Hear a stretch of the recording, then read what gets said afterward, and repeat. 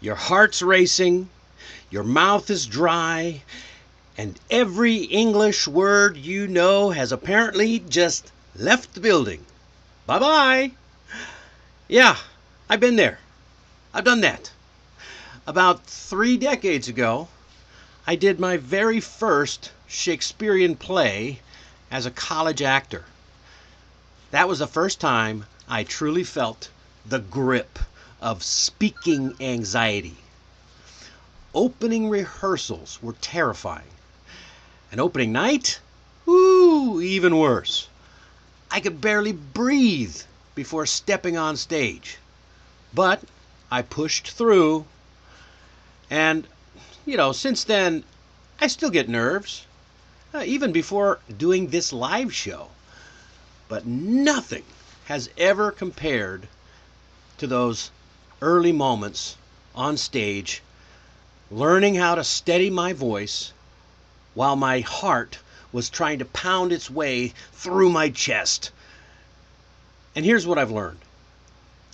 The fear doesn't really go away, but you get stronger and it gets quieter. And tonight's episode is for anyone who has ever frozen up before speaking English. We are going to talk about the fear, where it comes from, and how to break through it. Not just with theory, but with real phrases, real tactics, and maybe a story or two that hits home for you. So stick around, because if you've ever felt nervous or embarrassed or totally blank in English, this episode will give you the tools to push through. And wait till the end for the Mastery Minute, because I've got a powerful idiom that shows up in both sports and psychology and horse riding. Huh? It's true. Let's jump into it. Let me tell you about Marco. Marco, he's Italian. He's super smart. He's got great ideas. But every time he had to speak up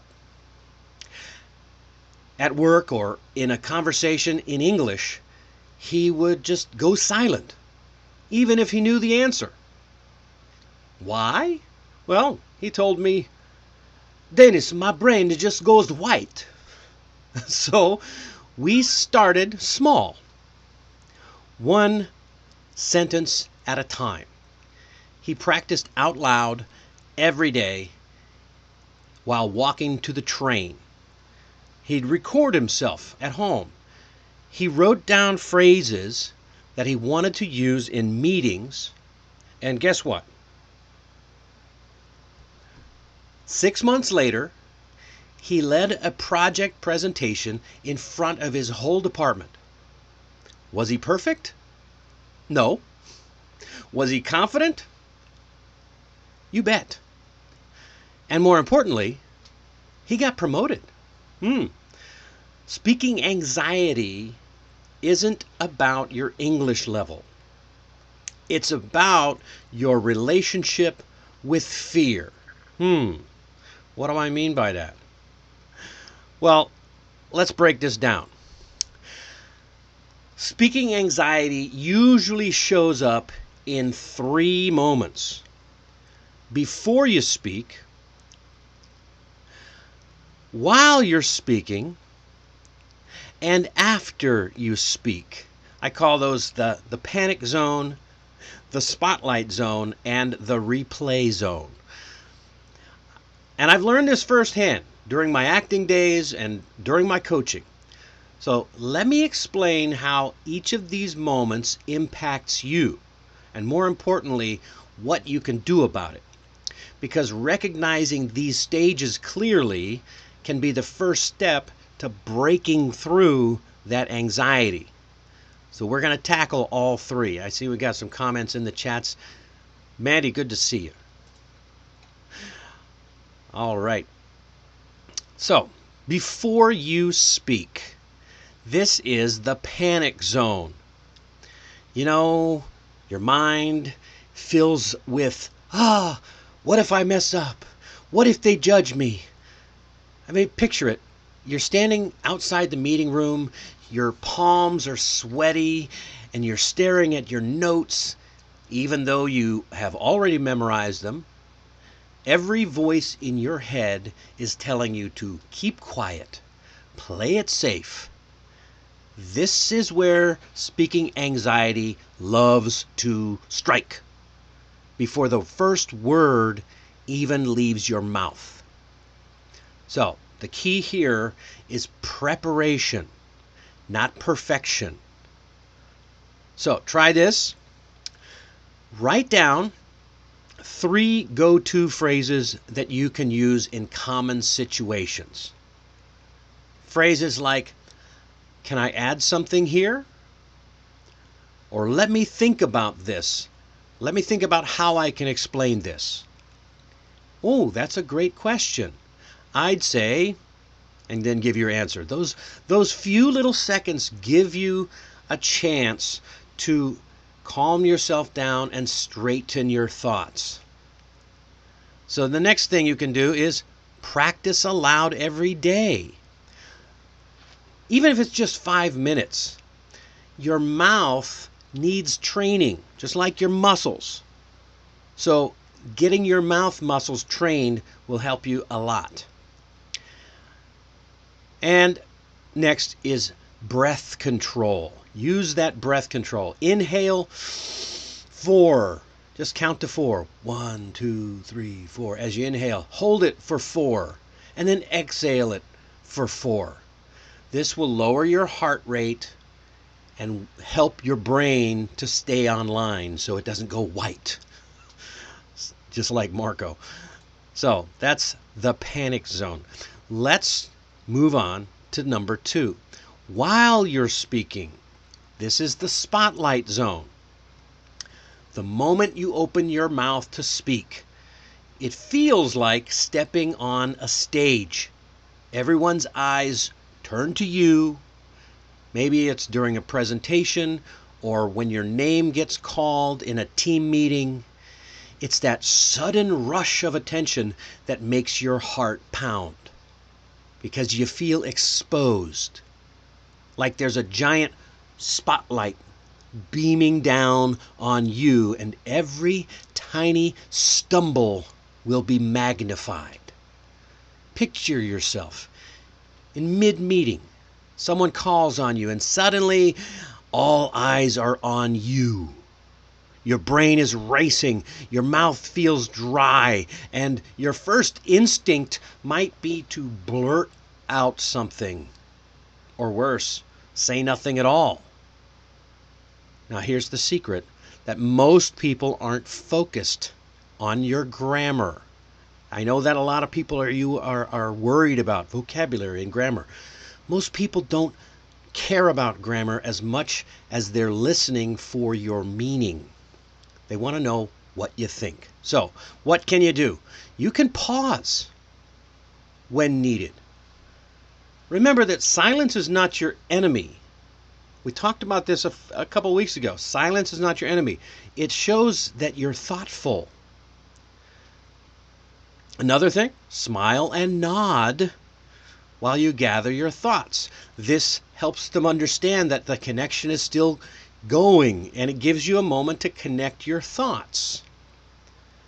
And just like last episode, we can own it, own the moment, and say something like, "I'm thinking of the right word," or "Give me a second.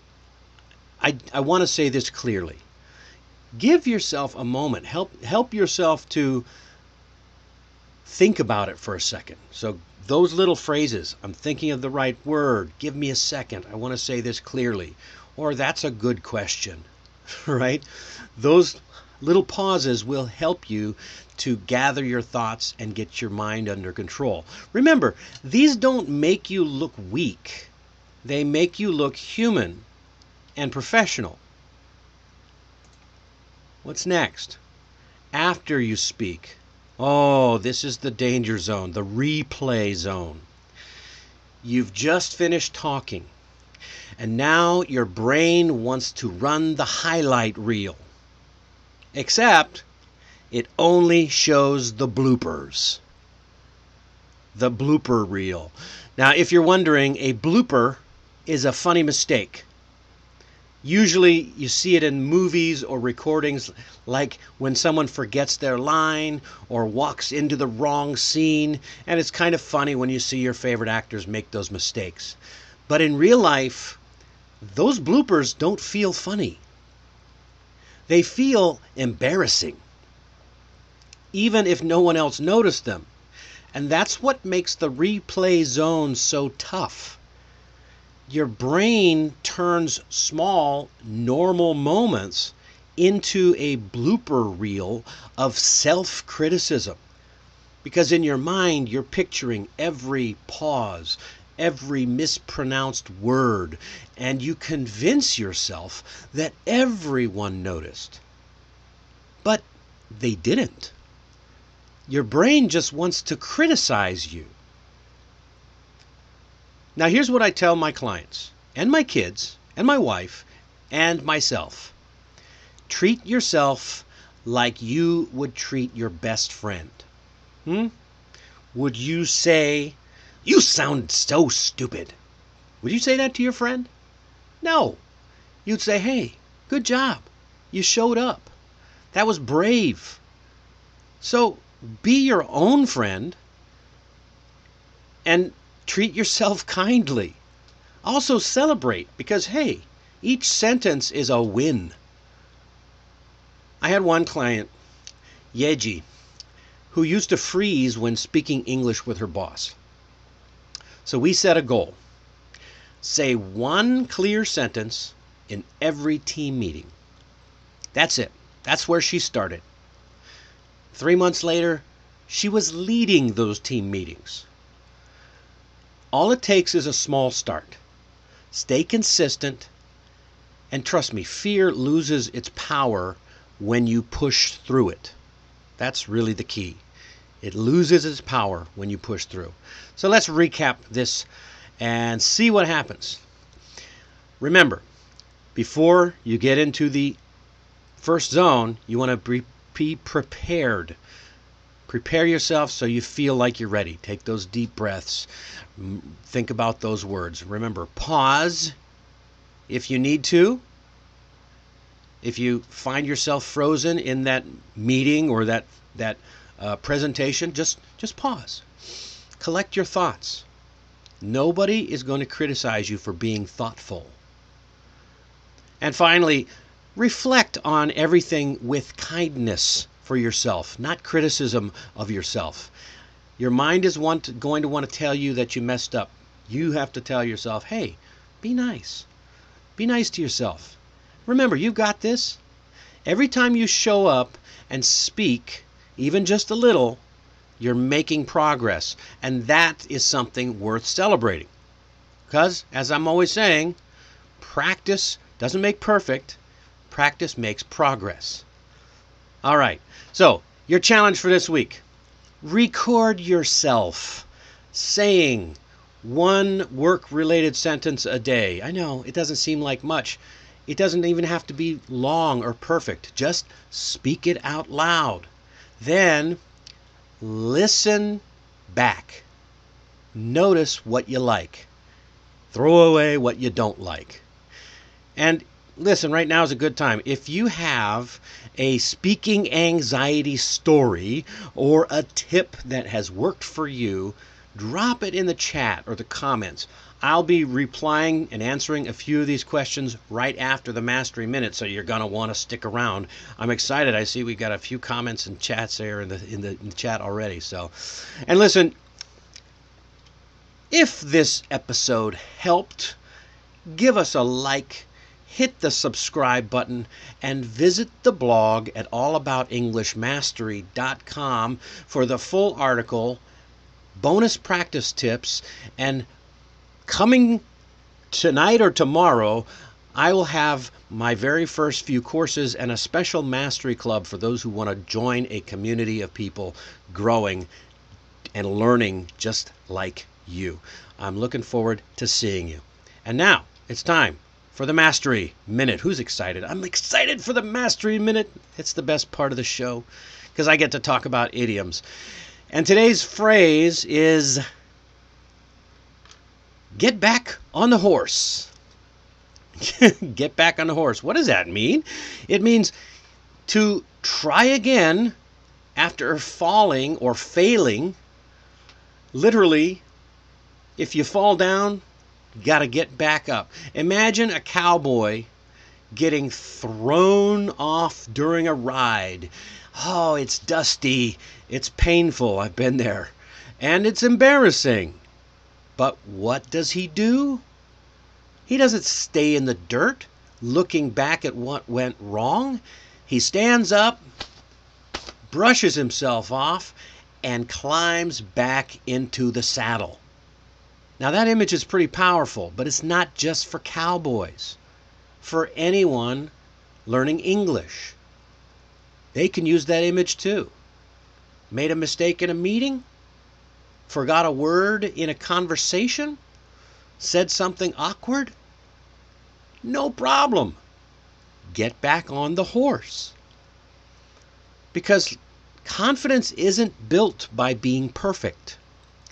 It's built by showing up again and again and again, even after you've fallen off the horse. Those rough moments. You might say something like, "Oh, yesterday was a tough call, but I'm getting back on the horse today." Or, "I totally froze last time I presented, but next week I'm getting back on the horse." Just remember, keep showing up. You're stronger than you think. And every time you get back on, it just gets a little easier. Every single time. All right. That is great. Thanks for hanging out with me tonight. If you took away even one helpful idea, let me know in the comments. And don't forget, the fear will never fully disappear. But it can get quiet and quieter every time you speak. Next time on the Mastery Minute, we're diving into the power of language with a handful of idioms that will instantly impress your audience. And these aren't just clever expressions, they're confidence boosters, conversation starters, and tools that'll make you sound more fluent, more natural, and sharp. Don't miss it. Because, I love those idioms, and that just makes it more fun. Until then, keep on learning, keep showing up, and get back on that horse. I'll see you on Monday night.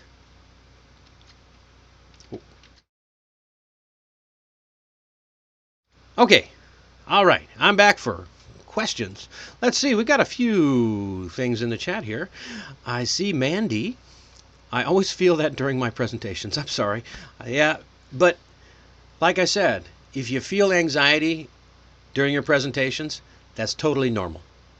I feel anxiety every time I'm about to present. Even now, even to this day, before I hit that broadcast button on my computer to say, "We're going live," my heart, it's a flutter. It's not pounding like it was when I first started, but until I start to say my first words, I've got those little nerves going. But after I speak, it all starts to go away. It's how you stay calm. So Mandy also says, how can I stop getting tongue-tied when speaking English, even when I try to slow down? Okay, this is an interesting question. When you're tongue-tied, it is often because you're trying to speak too quickly. But just because you're trying to slow down doesn't mean that your mouth is able to match up. It's syncing up with your brain. That's really what it is. It's a synchronicity issue. Your brain is thinking super fast and your mouth is trying to catch up.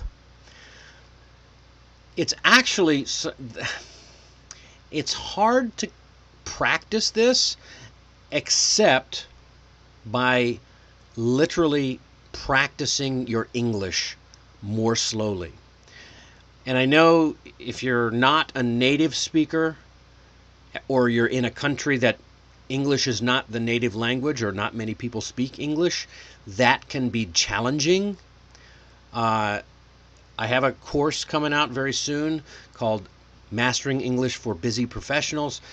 It gives a 10 minutes a day method, but the main thing, the main key point of that course is speak. The more you speak, the more you will train your muscles in your mouth and your mind to be connected together. So use an article and read it out loud. Watch a short video and repeat what you're hearing out loud, and you're going to really start to make a big difference with your getting tongue-tied. But don't beat yourself up. I'm a native speaker. I get tongue-tied too, sometimes. So it's okay. It literally happens when your mind is thinking faster than your mouth can keep up. And so that's what happens. It's okay. Just get back on the horse. Eh. Oh, you saw right through me about the blooper you just mentioned. I didn't see through you, Mandy. It's not you. I promise. All right.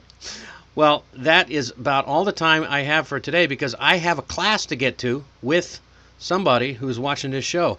I hope to see everybody again on Monday. Have a good one. Have a wonderful weekend, and I'll see you next time.